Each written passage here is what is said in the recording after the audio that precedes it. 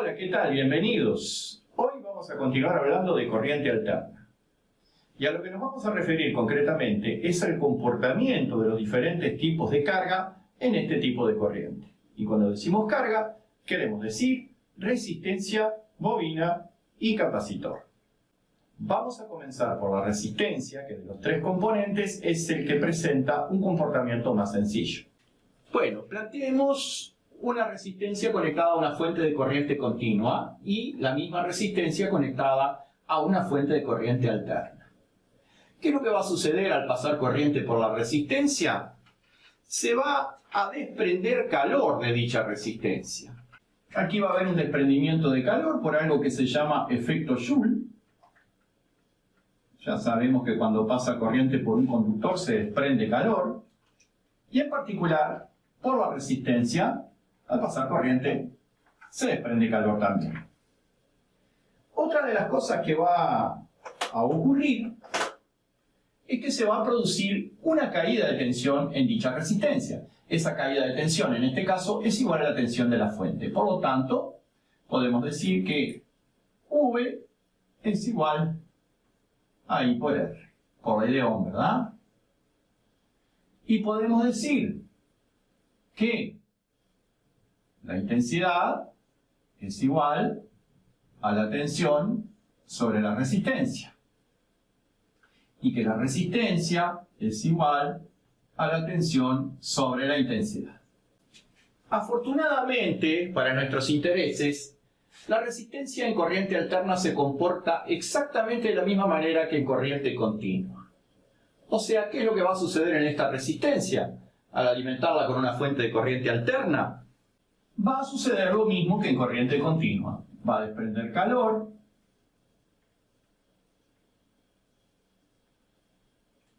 Se van a cumplir estas tres ecuaciones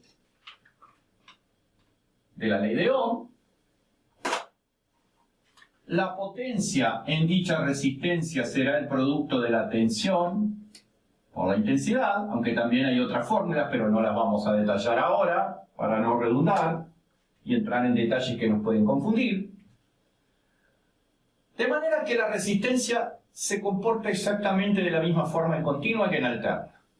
Es, de los tres componentes que mencionamos, el más sencillo. Si realizamos la representación gráfica de la tensión y la intensidad en una resistencia conectada a una fuente de corriente alterna, podemos apreciar aquí que cuando la tensión es nula, la intensidad también lo es. Y cuando la tensión es máxima, también es máxima la intensidad.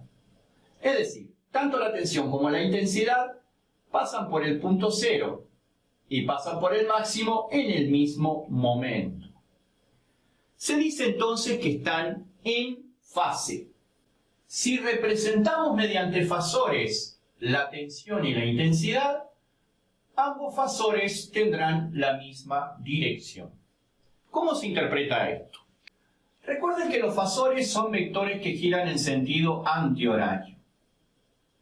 Entonces, si yo tomo un punto de referencia, pongamos por aquí, voy a ver que por este punto va a pasar la tensión y en el mismo instante va a pasar la intensidad. Supongamos que nos paramos en este punto y observamos, y lo que vamos a ver es que tensión e intensidad pasan por el mismo punto al mismo tiempo. Esa es la forma fasorial de representar este comportamiento entre la tensión y la corriente cuando están en fase. Vean ustedes que el ángulo que forman ambos fasores es igual a 0 grados. Vamos a la potencia en este circuito. Recién nosotros establecimos que la potencia es el producto de la tensión por la intensidad. Si nosotros multiplicamos tensión por intensidad en este hemiciclo, son dos valores positivos. Más por más. Así que la potencia va a ser positiva. Y en el segundo hemiciclo, si multiplicamos la tensión por la intensidad, ambas son negativas. Menos por menos también es más. Quiere decir que en un circuito resistivo, la potencia va a ser siempre positiva y se va a manifestar en forma de calor. El calor es un efecto útil, y cuando una potencia produce un efecto útil, decimos que se llama potencia activa. Y la vamos a medir en watts. Así que en la resistencia vamos a tener una potencia activa, la cual la vamos a medir en watts. Bueno, ahora vamos a estudiar el comportamiento de la bobina en corriente alterna, que es un poquito más complejo que la resistencia. Primero vamos a ver cómo se comporta una bobina en corriente continua. Cuando nosotros aplicamos una tensión a una bobina, una tensión en este caso proveniente de una fuente de corriente continua, lo que vamos a lograr es una circulación de corriente a través del arrollamiento. Y como sabemos, esa circulación de corriente produce un campo magnético, cuyas líneas de fuerza representamos aquí en color verde. Sabemos que va a haber una polaridad magnética, un polo norte, un polo sur, y que se va a producir un campo magnético. En el momento que nosotros cerramos el interruptor, si vemos este fenómeno en cámara lenta, la intensidad de corriente se incrementará desde 0 hasta su valor nominal, y el campo magnético se incrementará también desde 0 hasta su valor nominal. Es decir, que si observamos en cámara lenta el fenómeno ocurrido cuando cerramos el interruptor, vamos a ver que las líneas de fuerza se expanden. Se expanden en este sentido, ¿verdad? Marcado por las flechas. Digamos así, se expanden. Hacen este movimiento de expansión. Un movimiento similar al que ocurre cuando tiramos una piedra en el agua y vemos cómo se expanden las ondas en el agua. En ese momento, y solo en ese momento, muy breve, se produce una fuerza electromotriz inducida en la bobina. ¿Por qué? Porque cuando hay movimiento relativo entre un campo magnético y un conductor, se produce una fuerza electromotriz inducida. Aquí los conductores de la bobina están quietos, pero los que se mueven son las líneas de fuerza del campo magnético en ese movimiento de expansión. Por lo tanto, se induce en dicha bobina una fuerza electromotriz denominada fuerza electromotriz de autoinducción. Dicha fuerza electromotriz de autoinducción, por ley de Lenz, se opone a la causa que la genera. Y la causa que la genera no es otra que la variación de la corriente en ese pequeño instante en el que encendemos el interruptor. Por lo tanto, dicha fuerza electromotriz de autoinducción se va a oponer al incremento de la intensidad de la corriente. Pero vamos por partes. ¿Cuál será el valor de esta fuerza electromotriz inducida de autoinducción? Evidentemente, una vez que el campo magnético llegó a su valor nominal y también la corriente, las líneas de fuerza permanecen quietas, ya no se mueven. Por lo tanto, este fenómeno de autoinducción dura solamente el tiempo que demora el campo magnético en aumentar desde 0 a su valor nominal, que evidentemente va a ser muy breve. Por eso les digo que para entender este fenómeno hay que apreciarlo en cámara lenta. Ahora vamos aquí. La fuerza electromotriz de autoinducción, según ley de Faraday, es igual a la velocidad de variación de flujo, o sea, delta phi sobre delta t. Pero, como no estamos hablando de un solo conductor, sino que estamos hablando de n conductores, siendo n el número de espigas de la bobina, entonces tenemos que multiplicar por n. Y el 10 a la menos 8 es una constante de conversión de unidades para que dicha fuerza electromotriz de autoinducción resulte expresada en voltios. De los capítulos de electromagnetismo recordaremos que el flujo magnético se expresa mediante la siguiente ecuación. 0,4 por pi, que es una constante de conversión de unidades, por número de espiras, por sección transversal del núcleo, por permeabilidad del material que conforma el núcleo, por la intensidad que recorre la bobina, sobre la longitud del arrollamiento. Todo eso es el flujo magnético, que es la cantidad total de líneas de fuerza que atraviesan el núcleo. Vamos por partes. Cuando hablamos de superficie nos referimos a la superficie o sección transversal, es decir, la sección o área de este círculo que estamos viendo aquí. Esta es la sección a la que hacemos mención. Expresada en este caso en centímetros cuadrados. Mu es la permeabilidad del núcleo, permeabilidad magnética. Digamos, la facilidad que presenta el núcleo para dejar pasar las líneas de fuerza, por así decirlo. I es la intensidad de corriente y L es la longitud que abarca el arrollamiento. Atención, esa longitud va desde aquí hasta aquí. No es la longitud del núcleo, sino la longitud que abarca el arrollamiento. Lo que significa que cuanto más separadas estén las espiras y mayor longitud abarque el arrollamiento, más pequeño va a ser el flujo. Y cuanto más juntas estén las espiras, el flujo va a ser mayor. Por eso cuando hacemos una bobina, ponemos siempre una espira junto a la otra. ¿De acuerdo? ¿Cómo podemos expresar entonces la variación de flujo delta phi? Vean, para que varíe el flujo lo que tiene que variar es la intensidad. Por lo tanto la ecuación será prácticamente igual a la de aquí arriba, pero en vez de poner intensidad vamos a poner variación de intensidad delta I. Pues esta es la condición para que varíe el flujo magnético. La misma fórmula que aquí arriba, pero en vez de I, delta I. Entonces, si delta phi es toda esta expresión de acá, reemplazando en la expresión de Faraday, nos queda N por delta phi. N por delta phi, que es todo esto. Sobre L incluso.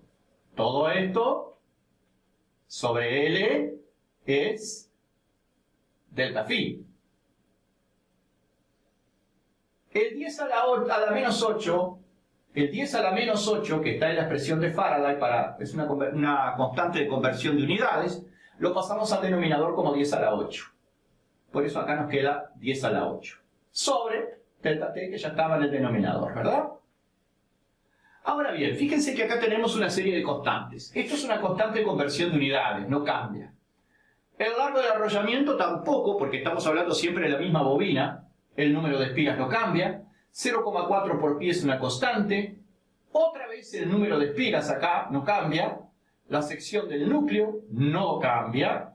La permeabilidad tampoco. O sea que todo esto es una constante.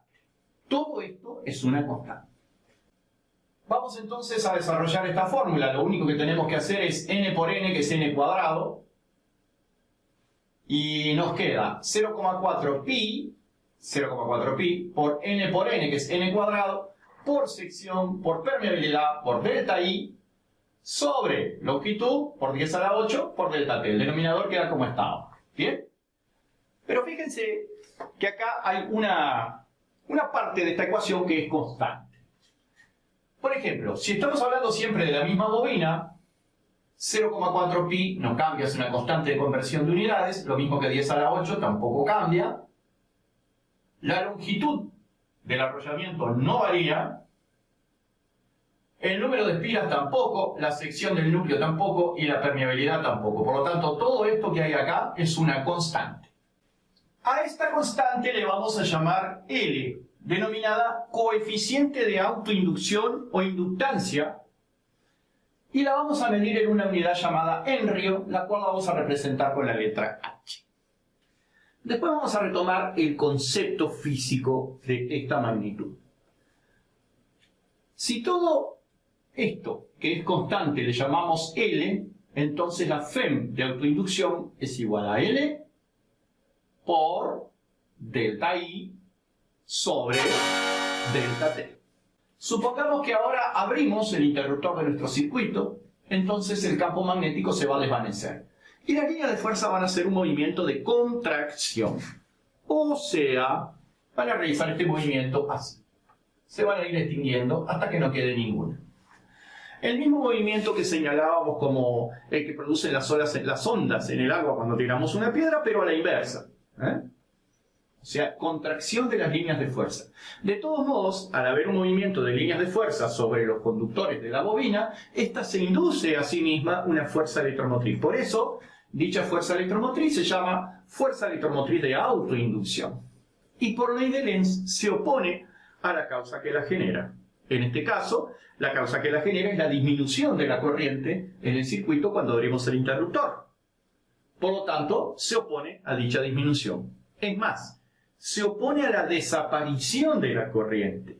Por eso cuando abrimos el interruptor se produce un arco eléctrico, vamos a llamarle una chispa, bastante abundante y bastante visible. Cosa que no sucedería si en lugar de una bobina fuera una resistencia.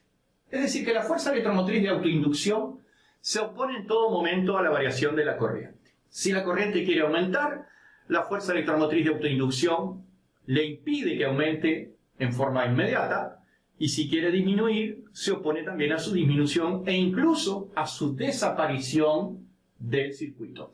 La polaridad que marqué aquí es la polaridad que corresponde a la FEM de autoinducción, que en este caso es tal que se suma a la tensión de la fuente, y en el caso anterior se restaba a la tensión de la fuente, porque ella siempre se opone a la causa que la genera.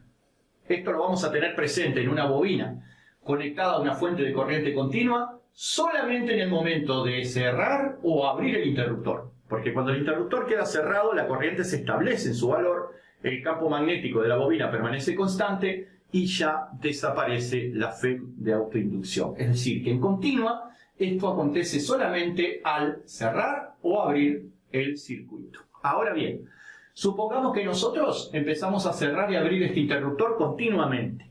Entonces las líneas de fuerza van a estar siempre en movimiento y siempre va a estar presente la fuerza electromotriz de autoinducción.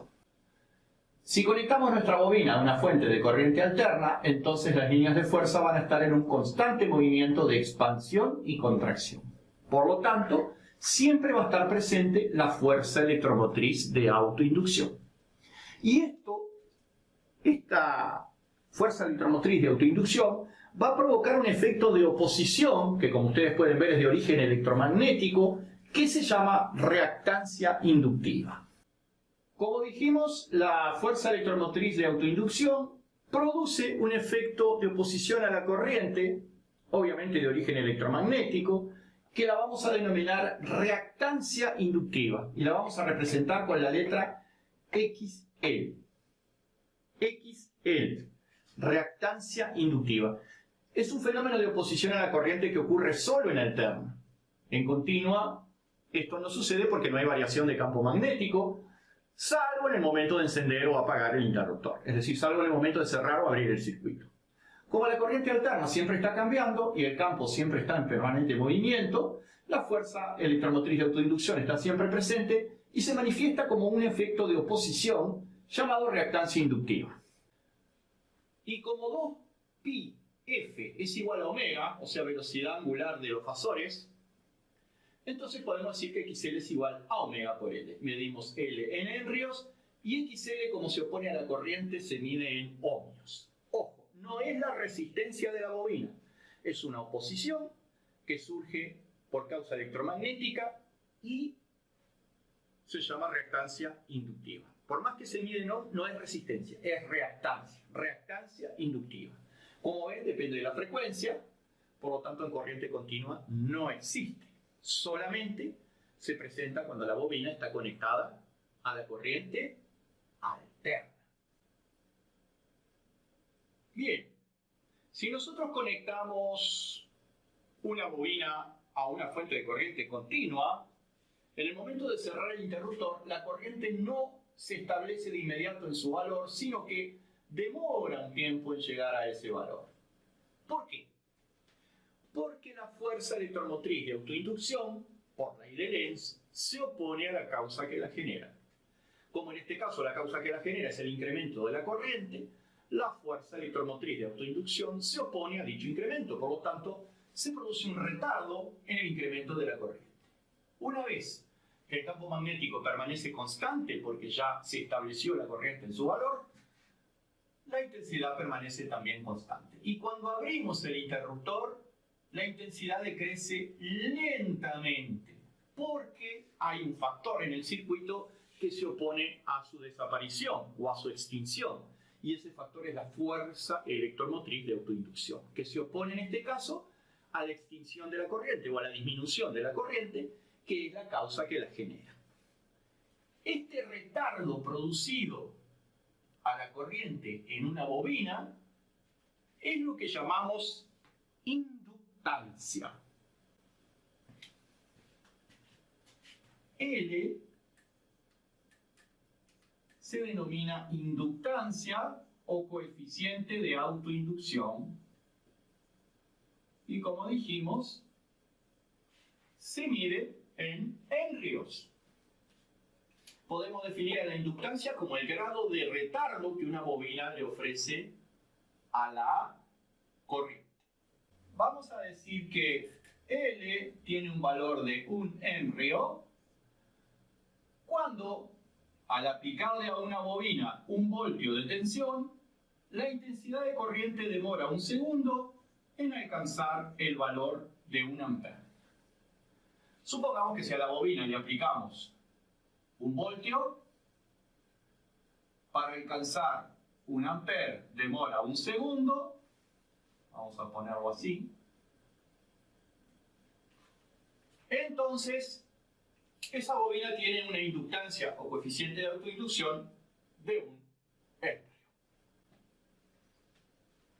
Si conectamos una bobina a una fuente de corriente continua, una vez que el campo magnético se establece en su valor, la fuente va a ver a esta bobina como una resistencia. O sea que una bobina conectada a una fuente de corriente continua será como una resistencia. Esa resistencia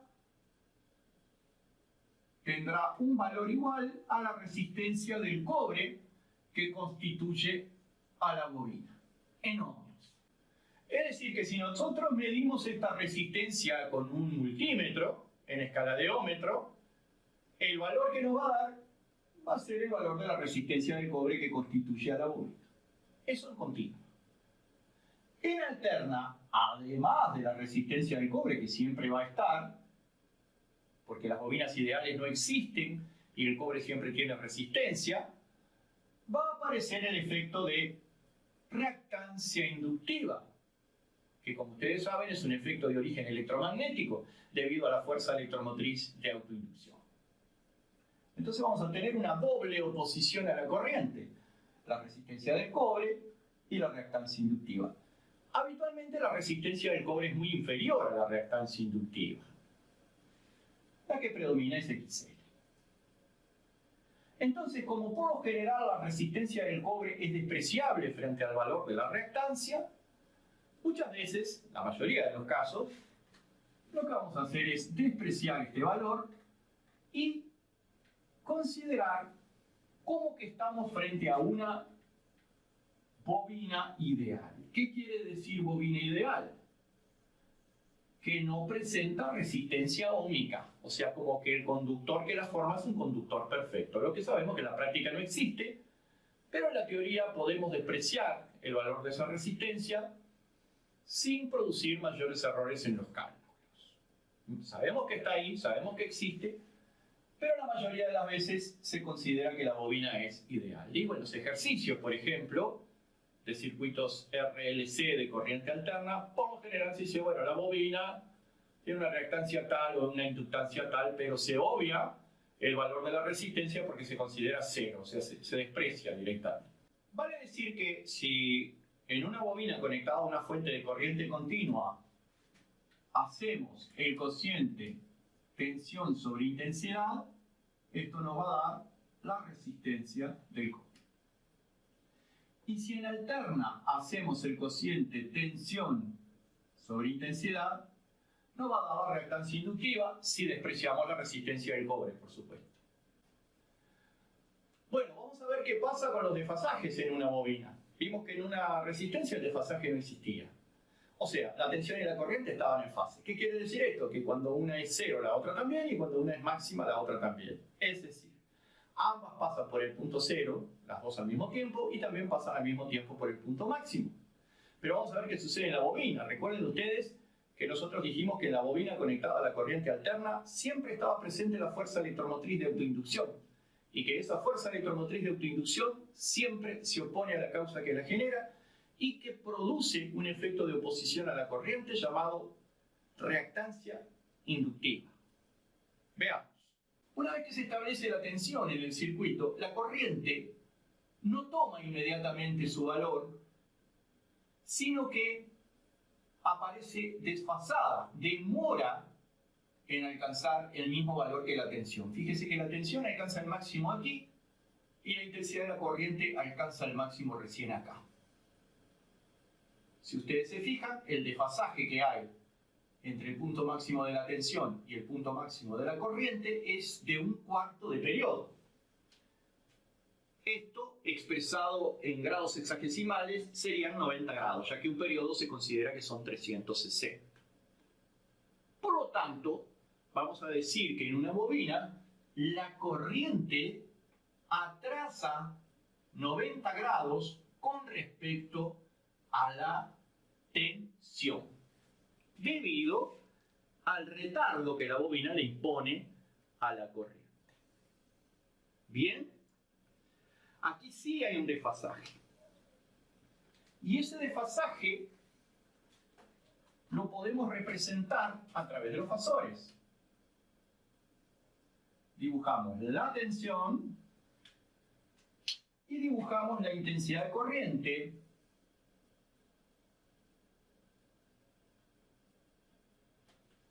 Desfasada 90 grados en atraso con respecto a la tensión. Este ángulo vale 90 grados. Si tomamos un punto de referencia y observamos desde aquí, vamos a ver que va a pasar primero la tensión y 90 grados después la intensidad de la corriente. Fíjense, esto gira así. Veo pasar primero el marcador azul, que es la tensión, y recién 90 grados después va a pasar el marcador rojo, que es la intensidad de corriente. Así se representa en forma fasorial la intensidad en retraso 90 grados con respecto a la tensión. Entonces, el ángulo de desfasaje, phi, es de menos 90 grados. En un circuito con bobina que se llama circuito inductivo. ¿Qué pasa con la potencia? Bueno, si nosotros despreciamos la parte resistiva de la bobina, consideramos que es una bobina ideal y que no tiene resistencia, entonces no va a haber potencia activa. Pero sin embargo, el producto tensión por intensidad nos va a dar una potencia a la que vamos a llamar reactiva y la vamos a medir en volt amperios reactivos. Potencia reactiva. En la bobina, la potencia reactiva no produce efecto útil, no produce luz, no produce calor, no produce movimiento.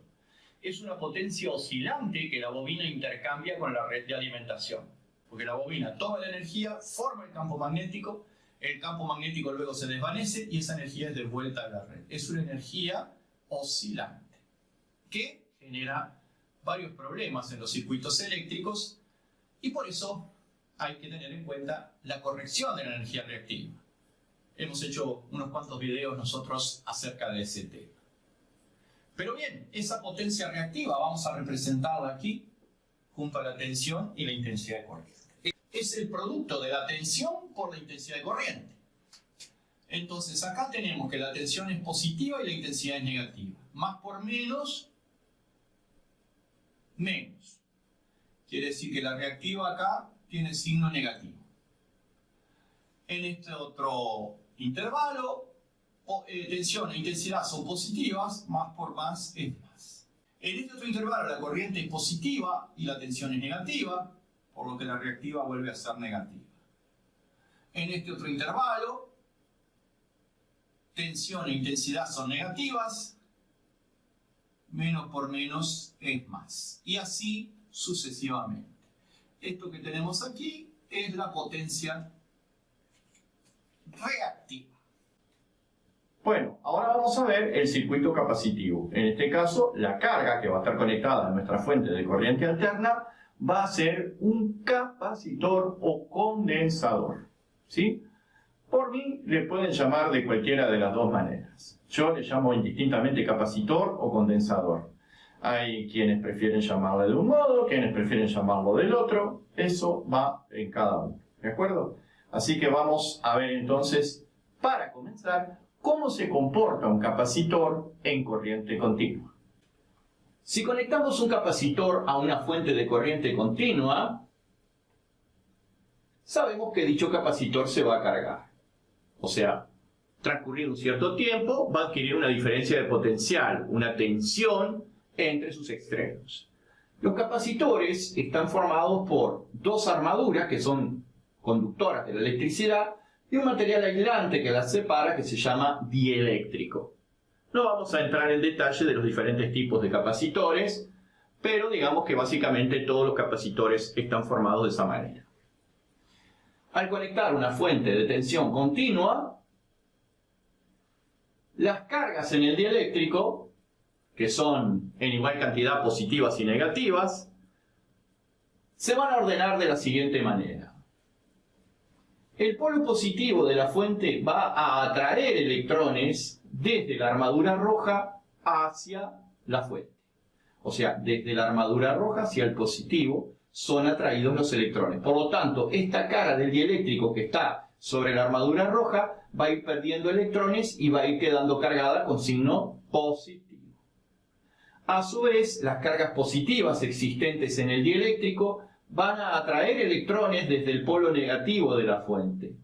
Por lo tanto, esta cara del dieléctrico que está sobre la armadura de color azul va a ir adquiriendo cada vez más cantidad de electrones y va a ir quedando cargada con signo negativo. Observen ustedes que las cargas están en el dieléctrico y no en las armaduras, ya que las armaduras son conductoras de la electricidad y se disiparían las cargas rápidamente. En cambio, el dieléctrico, por ser aislante, puede conservar las cargas por un X tiempo, ¿verdad? Entonces, sobre la armadura roja, positivo, sobre la armadura azul, negativo. Y fíjense qué cosa tan interesante. En ningún momento pasa corriente a través del dieléctrico porque es un aislante, sino que la corriente se dirige desde la cara del dieléctrico que está sobre la armadura roja hacia el positivo y del negativo a la cara del dieléctrico que está sobre la armadura azul. Nunca pasa corriente a través del dieléctrico porque justamente es un aislante. Así entonces va a haber un intercambio de electrones entre la fuente y el capacitor hasta que dicho capacitor alcance un valor muy cercano al valor de la tensión de la fuente. En la práctica podemos decir que el capacitor se considera totalmente cargado cuando entre sus extremos se establece una tensión igual a la de la fuente. En teoría, esa tensión nunca llega a ser igual a la de la fuente, sino que la curva de la tensión sigue una dirección asintótica a la tensión de la fuente. Es decir, nunca llega a valer directamente la tensión de fuente, pero se le aproxima muchísimo. Puede ser un 99,9999. O sea que en los hechos vamos a decir que cuando la tensión en el capacitor se iguala con la tensión de la fuente, este se considera completamente cargado. Pero fíjense que a medida que va creciendo la tensión entre los extremos del capacitor, la circulación de corriente se va haciendo cada vez menor. ¿Por qué? Porque el capacitor y la fuente de alimentación se podrían comprender como dos fuentes en oposición. ¿Sí? Si tomamos en cuenta que este sería el positivo del capacitor y este el negativo, tenemos positivo con positivo, negativo con negativo, bueno. Entonces es como tener dos fuentes en oposición. Y al principio prevalece muchísimo la tensión de la fuente sobre la del capacitor, porque el capacitor arranca con una tensión igual a 0 entre sus armaduras. En cambio, a medida que se va cargando el capacitor, la tensión entre sus extremos va siendo mayor, mientras que la tensión de la fuente, por supuesto, siempre es la misma, permanece constante, ¿verdad? Bien. De manera que, a medida que va creciendo la tensión entre los extremos del capacitor, la corriente se va haciendo cada vez más débil hasta que, cuando la tensión del capacitor se iguala con la tensión de la fuente, dicha corriente es igual a 0. ¿Verdad? Entonces, en el primer instante de carga del capacitor, la tensión entre sus bornes va a ser muy pequeña y la intensidad en el circuito va a ser muy grande. Pero a medida que se va cargando, la tensión entre sus extremos va aumentando y la intensidad va siendo cada vez menor. Hasta que cuando se carga por completo, la intensidad de corriente desaparece. Porque podemos decir que un capacitor en corriente continua, una vez cargado, se comporta como un interruptor abierto. Vamos a verlo en las curvas. Aquí. Acá tenemos la tensión de la fuente, es este nivel de tensión. Y esta curva azul representa la tensión entre los terminales del capacitor. Y la curva roja, la intensidad de corriente. ¿Bien? Entonces, a medida que el capacitor se carga, la tensión entre sus extremos va aumentando y la intensidad va disminuyendo. Hasta que, en el momento que queda completamente cargado, la intensidad se anula, vale cero. Entonces, fíjense qué interesante es esto para comprender cómo se comporta el capacitor en corriente alterna. En el momento inicial, la corriente es máxima y la tensión es nula. Es decir, que comienza el ciclo de carga del capacitor con la corriente en el valor máximo y la tensión en el punto cero. Por eso nosotros vamos a decir que en corriente alterna un capacitor hace que la corriente adelante un cuarto de ciclo con respecto a la tensión. Pero vamos por partes. Vamos aquí, al comportamiento del capacitor en corriente alterna. Como sabemos, la polaridad de la fuente de la corriente alterna está cambiando permanentemente, por lo cual el capacitor se va a cargar y se va a descargar también permanentemente. Esto es, se va a cargar y se va a descargar 2 veces por ciclo. Si lo vemos en la curva, aquí vemos que el capacitor se carga y se descarga. Si esta es la tensión del capacitor, aquí se carga, se descarga. Y aquí otra vez se carga, pero con signo contrario, y se descarga. O sea que se carga y se descarga 2 veces por ciclo. ¿Bien? Pero ¿qué pasa con la corriente? Nosotros dijimos que en el momento inicial de la carga, la corriente era máxima y la tensión valía 0. Y es lo que tenemos representado aquí. Por lo tanto, si comenzamos nuestra gráfica con la corriente en el punto máximo y la tensión en 0, estas dos curvas de tensión y corriente van a quedar desfasadas. Desfasadas. Y vemos que la corriente aparece 90 grados adelantada con respecto a la tensión. Veamos. Si nosotros continuamos esta curva para acá, acá tendríamos el punto menos 90 grados, entonces podemos ver que la corriente aparece antes que la tensión. Ahí se puede apreciar bien. La corriente aparece adelantada 90 grados con respecto a la tensión. Exactamente al contrario de lo que ocurría en la bobina, donde la corriente atrasaba 90 grados con respecto a la tensión. Si esto lo representamos con fasores, podemos ver que aquí aparece la corriente adelantada 90 grados con respecto a la tensión, o un cuarto de ciclo, que es lo mismo. Por lo tanto, el ángulo de desfasaje entre la tensión y la corriente en un capacitor es igual a 90 grados. Eso, por supuesto, en corriente alterna, ya que en continua, el capacitor, una vez que se carga, representa un interruptor abierto, o sea, se comporta como un interruptor abierto. Mientras que en alterna, siempre va a haber circulación de corriente en el circuito, porque el capacitor está en un permanente proceso de carga y descarga. Pero asimismo, nunca va a pasar corriente a través del dieléctrico, sino que la corriente va a ir de fuente a armadura y de armadura a fuente. En este sentido, y luego en sentido contrario, pero nunca va a pasar a través del dieléctrico. ¿Recuerdan ustedes cómo se razonaba lo del desfasaje? Con respecto a un punto de referencia, si un observador se para por acá y observa los dos vectores, nuestro observador verá pasar primero el marcador rojo que representa la intensidad y luego el marcador azul que representa la tensión. O sea que aparece la intensidad 90 grados adelante con respecto a la tensión. Así es la representación fasorial. La oposición que presenta un capacitor al paso de la corriente alterna se denomina reactancia capacitiva. Se representa con la letra XC y se mide en ohmios. Vamos a ver. Bien, XC, reactancia capacitiva, es igual a 1 sobre 2 por pi por frecuencia y por capacidad. Bien.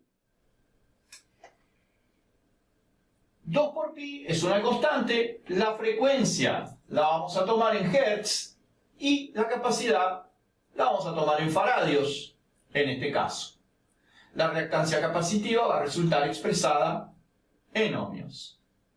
Ahora bien, como 2πf es omega, que es la velocidad angular del fasor, entonces en lugar de 2πf aquí podemos poner omega, por lo tanto nos queda que xc es igual a 1 sobre omega c.